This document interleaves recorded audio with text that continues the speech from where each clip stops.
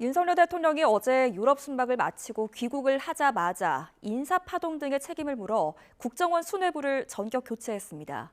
국정원을 신호탄으로 다음 주에는 대통령실 개편에 이어 대규모 개각까지 앞으로 2주 동안은 인사의 시간이 될 것으로 보입니다.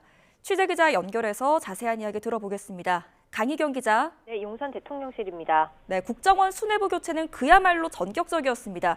경질의 성격이 강한 거죠? 네, 한날 한시에 후임 국정원장도 없이 수뇌부가 물갈이된 건데요. 차표 형식을 빌렸지만 사실상 경질입니다.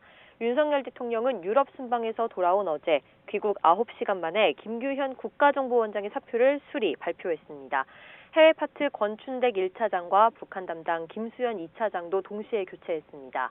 1차장에 홍장원 전 영국공사를 임명해 당분간 원장 직무대행을 맡기고 2차장에는 황원진 전 북한정보국장을 낙점했습니다. 두 명 모두 북한통으로 분류되는 인사들입니다. 국정원은 그동안 인사를 둘러싼 잡음이 끊이질 않았는데요. 윤 대통령 최측근으로 통했던 검사 출신 조상준 전 기조실장이 임명 4개월 만에 돌연 사퇴한 걸 신호탄으로 지난 6월엔 윤 대통령이 제거한 인사가 닷새 만에 철회된 일도 있었습니다. 신구 권력 충돌설에 실세의 인사전횡 의혹 등이 불거졌지만 윤 대통령은 당시 김규현 원장을 재신임했습니다. 적어도 연말까진 지켜보겠다는 입장이었지만 조직과 인사를 둘러싼 잡음이 계속 이어지고 보도를 통해 거듭 노출되면서 윤 대통령은 순방 기간 수뇌부 교체를 결단한 것으로 전해졌습니다. 북한 정찰위성 발사와 9.19 파기 선언, 내년 미국 대선과 중동 분쟁 등 한반도 긴장감이 고조되는 상황도 극약 처방에 일부 영향을 미친 것으로 보이는데요. 대통령실은 국정원을 당분간 용산 직할체제로 두고 고강도 쇄신을 통해 정보기관 본령에 충실하도록 재정비한다는 방침입니다. 후임에는 이명박 박근혜 정부에서 국방장관과 국가안보실장을 역임한 김관진 전 장관 등 군 출신 외부 인사들이 거론되고 있습니다.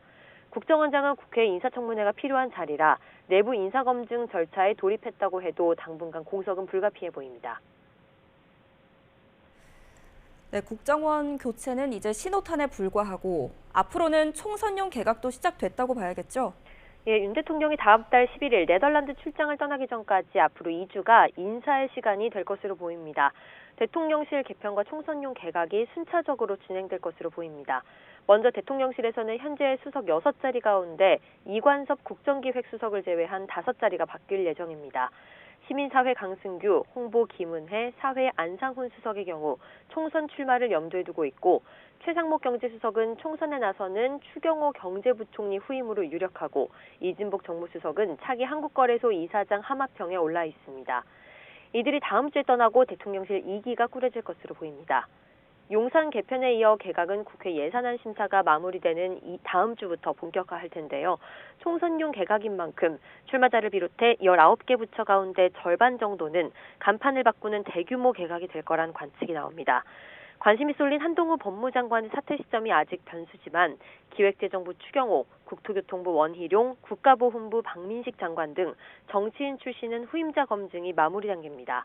윤석열 정부 3년차를 앞두고 국정 성과를 내야 하는 데다 용산과 여의도 인사가 일부 맞물려 있는 만큼 정교한 셈법이 필요해 보입니다. 지금까지 용산 대통령실에서 YTN 강희경입니다.